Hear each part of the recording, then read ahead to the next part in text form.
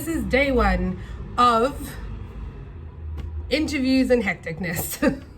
So originally today I had an interview in Isleworth, I had a call from Reed, and I had the laser appointment, and I was meant to go to an open day. However, open day didn't work out, so I ended up changing the laser appointment to tomorrow to try and get to the open day. Open day didn't work out. So I went to Isleworth, which is not the easiest place to get to by public transport. It does take a while, despite it not actually being that far away. And then I did the interview. It was stinking hot. I had like a sheer top on and with like patterns on it, the one I always wear for interviews. And I had a skirt and tights, and I wore like my sneakers to get there and then changed into my heels just before I went in. Yeah, it was definitely hot. I caught the bus from here to Surbiton, and then Surbiton to Clapham, Clapham to Syon Lane. Then I walked to the hospital from there. Then I walked back to Syon Lane, caught the train back to Clapham, got off in Kingston, walked to the bus on Eden Street, back to the house by the bus. By that point, the first thing I did was I came in and I jumped in the shower. I realized the internet wasn't working, so I was on the phone with EE trying to sort that out. It turns out it's an external error. He asked if a contractor could come tomorrow in the morning. I was like, no. I'm going to be out most of the morning, and he said in the afternoon. I said I'm going to be out half the afternoon, so it's just not. So yeah, he's coming on Friday morning. In the meantime, we have to use hotspots, which kind of sucks because I like sitting here watching YouTube and, you know, just enjoying my life, but I can't do that all night, so I need to be selective about what I do. So today, as you saw, I got ready. Then I was talking to my mum, so the vlogging didn't go very well today. So yeah, I caught the train out, as mentioned. I got a bit lost at the hospital, as you do, because hospitals are big, and this one was like around a bit in the car park, the health records. So I went in there, it was hot. Luckily they had a fan. The ladies were really nice. And I said to them, because we did the questions and everything, and they said, do you have any questions? And I said, listen, so the job was for patients administrator in A&E. And I said, my mum used to do this job like 35 years ago, or however long ago it was, in Australia, and she really liked it. But I said, she's the kind of person that doesn't really get fazed by much. I said, I'm not the kind of person that freaks out about a lot of things. I'm quite calm, and what's the word? Oh God, I can't think of the word. Anyway, I'm quite a calm person. So I know that it's going to be like A&E is hectic, but I said I was just wondering kind of what it's like here, because obviously her experience was a long time ago and in a completely different country. And so basically she was saying it is different. Every half an hour brings you something different. The last 18 months has just been like consistent things to do with COVID, whether it's staff or patients, or, you know, the staff are working on the wards and their parent is in hospital with COVID passing away, or there was an old lady that couldn't go into the actual hospital bit, but she was sat in A&E all night because her husband of 60 years was there with COVID. They had to call her daughter to come and sit with her, and her husband ended up passing away, unfortunately. She said there's things where when kids die that just is, for anyone, is just completely heart-wrenching. She was like, you could have, she's had a guy that's come in, opened his coat, and he's got a knife sticking out of him. Like, she said it could be anything from a splinter to, you know, a guy with a knife sticking out of him. It could go from one extreme to the other. It's 24 hours, so there's different shifts and everything like that. And I was like, you know what?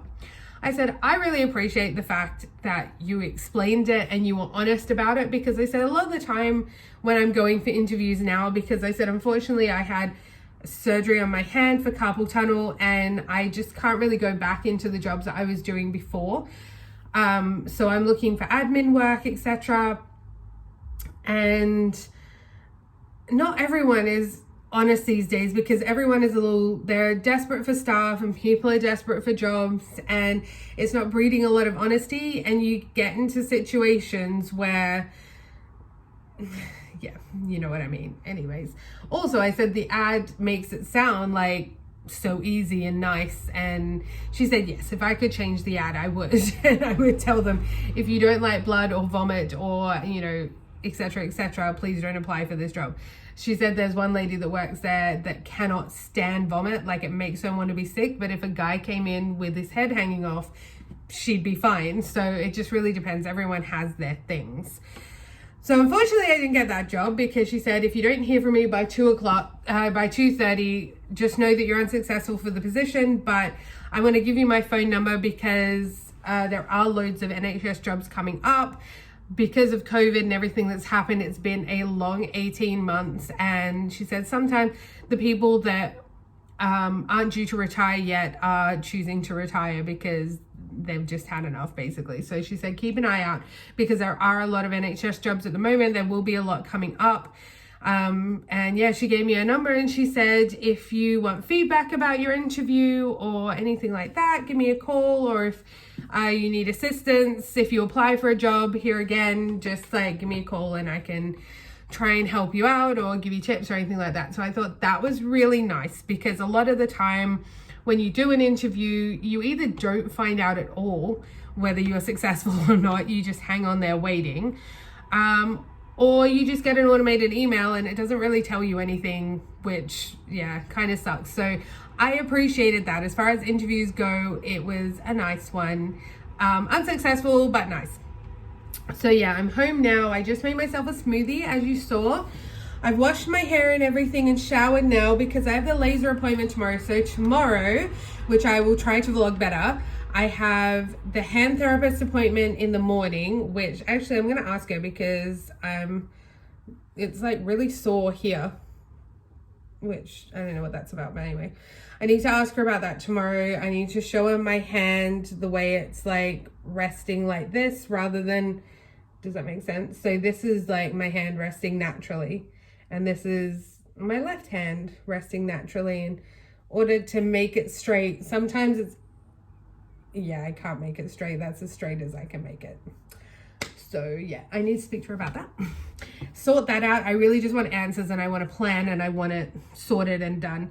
And then at 11, I have the laser appointment, so I'm not meant to use moisturizer or anything on my face before that, which is why I showered and washed my face and everything this morning. So in the morning I can just splash some water on my face and head out.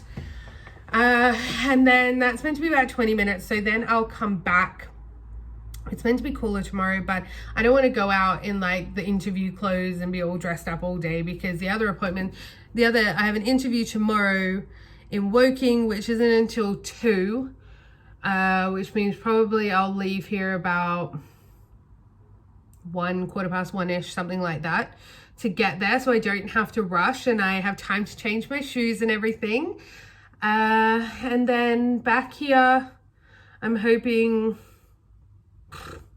back here at like 3:30 at the latest. And then tomorrow night we are having date night. We're going to the movies to see, what's it called, Shang-Chi or Chi-Shang or something like that. The new Marvel movie, it looks cool. So we're gonna go see that.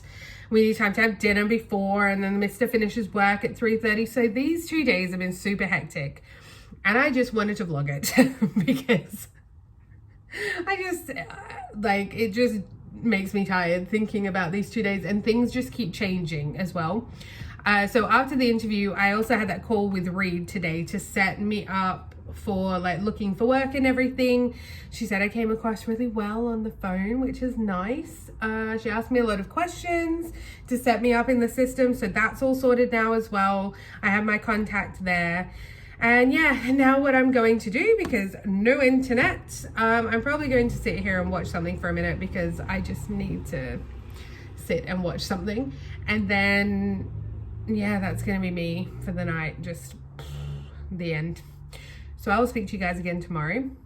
Don't forget to subscribe, give it a big thumbs up, and hit the notification bell so you get notified more amazing vlogs like this. And I will speak to you tomorrow. Bye guys.